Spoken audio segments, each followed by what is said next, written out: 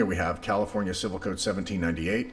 It was first as California Consumer Privacy Act, passed by the legislature, and then voted on later by Californians as the California Privacy Rights Act from Californians for Privacy, a group that is ostensibly designed for consumer protection for data. And it is doing exactly the opposite of what they say they're doing. Don't trust their words, trust their actions. So, what do you do when you've been censored on Facebook or any of the other social media giants? Well, one thing we could possibly do, since we're stuck with that lousy Telecommunications Bill of 1996, Section 230, subsection C, Good Samaritan Clause, which includes verbiage as otherwise objectionable, right? They can remove content that is otherwise objectionable, right?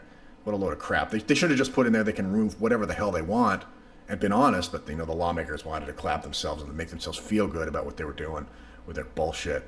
So we're stuck with that for the last 25 years, and now we're stuck with it dealing with a technocracy, an oligopoly of tech companies.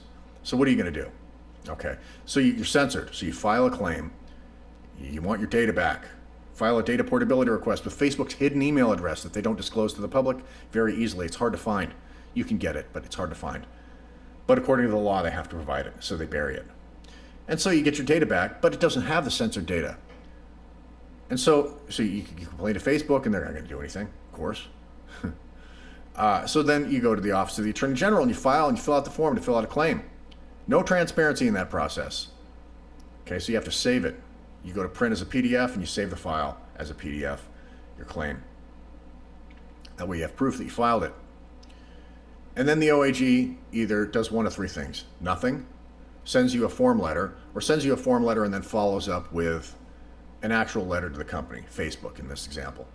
And Facebook responds sometime later. Eventually you'll get a letter in the mail. They only use snail mail. There's no electronic form for this.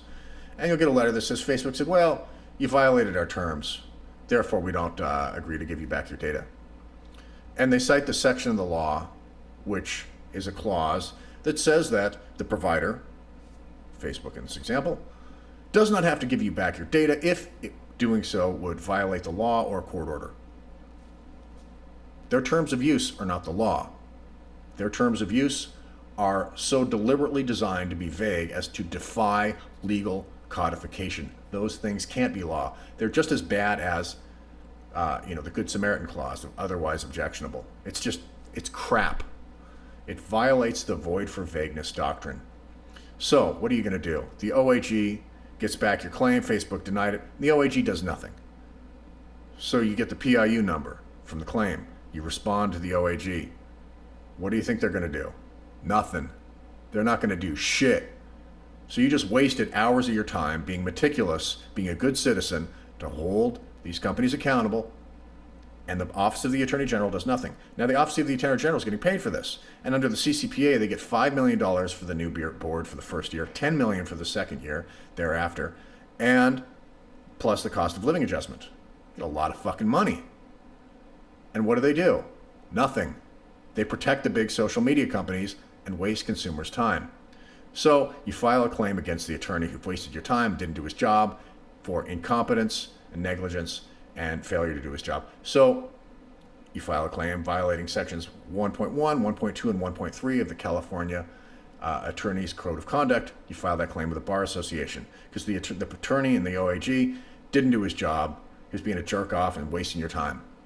Didn't follow the law, didn't do his job according to the law 1798, wherein it's specified what he is supposed to do. His job is specified for him, right? But he doesn't care. And why doesn't he care? Because there's no accountability. So the next thing you do is you file a claim with the bar. In the Bar Association, you get a trial lawyer, a failed trial lawyer, used to be a court-appointed attorney, and they look at it and like, who cares? Who's this chump? Garrett Smith, he wants his data back. Whatever. They're not going to do shit. So then what do? So then I go to the next thing you go to the Zoom meeting for the board for CPRA. And they're talking about all their plans and everything. And I say, hey, I got a question here. And I set my question up. Given my concern about accountability and transparency, how can I be sure that there's going to be any transparency in any of these claims? And who holds your group accountable? And so the moderator asks the group, after a bit of silence, does anybody want to answer that question? Nothing but silence. Jennifer Urban et al. Stare back at the camera blankly. Totally not interested at all in answering the question, why is this jerk off asking a question here? Get off of the Zoom meeting. Yeah. So then you follow up and you say, I want a copy of that Zoom meeting and video. Ignored. Okay. There's no transparency. There's no accountability. They're stealing money from Californians to protect the large tech companies. Right. So how are you going to fix that problem? That's the challenge.